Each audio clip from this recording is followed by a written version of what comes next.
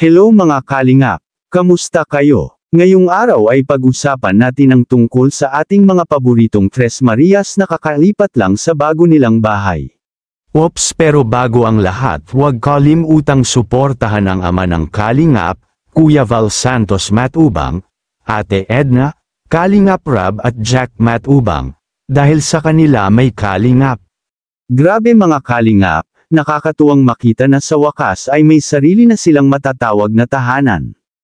Dati, hirap lang sa buhay, pero ngayon, may maayos na bahay, presko, at makikita mo sa mga mukha nila ang tunay na saya at pasasalamat. Mas mahigit, habang pinapanood ko yung vlog nila, napansin ko talaga kung gaano kaganda at kalinis ang bahay. Ang maaliwalas ng paligid, at halatang pinag-isipan ng Team Kalingap. Pero syempre mga Kalingap, gusto rin natin na mas kompleto at comfortable pa ang bahay ng Tres Marias. Kaya mga Kalingap, may napansin lang ako. Maganda sana kung malagyan ng kahit maliit na tindahan sa harap ng bahay. Kahit simpleng sari-sari store lang, malaking tulong na yun para may maliit silang income araw-araw. Imbes na lumabas pa sila, pwede na silang magbenta mismo sa harap ng bahay. Dagdag kabuhayan, dagdag seguridad pa dahil palaging may tao sa paligid. At isa pa mga Kalingap, sana rin ay malagyan ng bakod ang paligid ng bahay. Para mas ligtas sila lalo na sa gabi, at para na rin may privacy at proteksyon. Importante talaga ang bakod, hindi lang sa seguridad kundi para maramdaman talaga na kanila, ang bahay.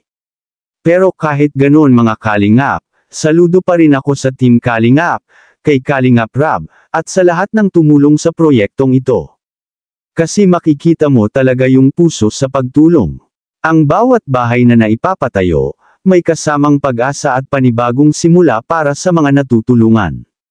Mas mahigit, kaya mga Kalingap, tuloy-tuloy lang ang suporta. Nakakatuwang makita kung paanong unti-unting nagbabago ang buhay ng mga tulad ng Tres Marias. Ganda ng CR na ya.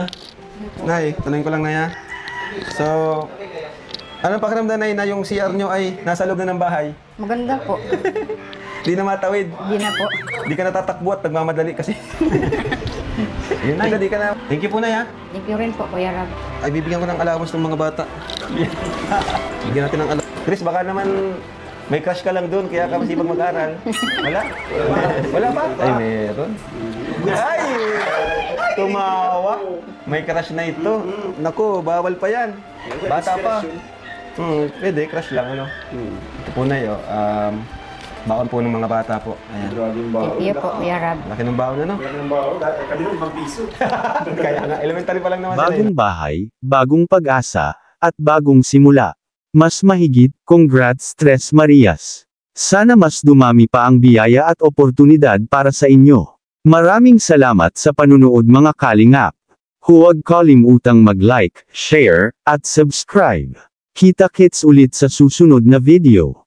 Ingat palagi mga Kalingap, at patuloy tayong maging inspirasyon sa isa't isa. Anong masasabi mo tungkol dito mga Kalingap? Please comment down below. Ingat palagi, and to God be the glory.